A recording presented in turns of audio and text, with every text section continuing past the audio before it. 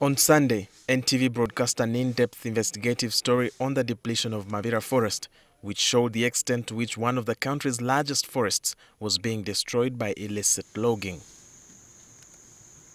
Now, members of parliament have expressed their concern over the rate at which forests are being depleted.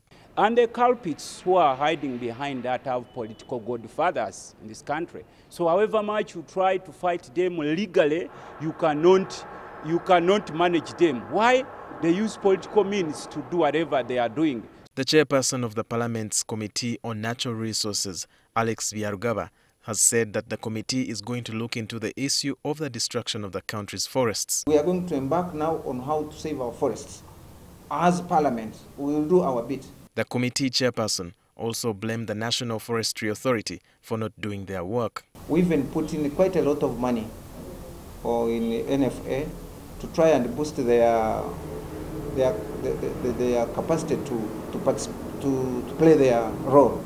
Unfortunately, there is no action being taken. Geoffrey Kamese from the National Association of Professional Environmentalists says the country's forests are endangered as up to 100,000 hectares of forest cover are lost annually. What is also worrying is that even the rate that we are talking about is not really scientifically proven, because many of our forests are degraded without the knowledge of our authorities that are responsible for managing forests. So we may be putting the rate at a very low level, yet the rate is actually very high. Kamese says this will have adverse effects on both natural ecosystems and human life. If you want to realize what this means, you go around the country and see how much sun is out there and how many people are being affected. Meanwhile, the acting executive director of the National Forestry Authority,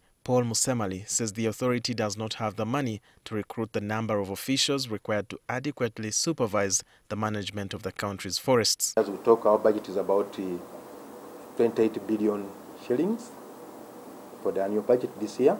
But if we're operating in a normal way or in an adequate way, we'll be having like 60 billion Uganda shillings. That will enable us to deploy more staff, deploy more vehicles.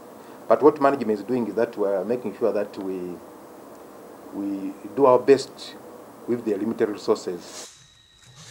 Walter Mwesije, NTV.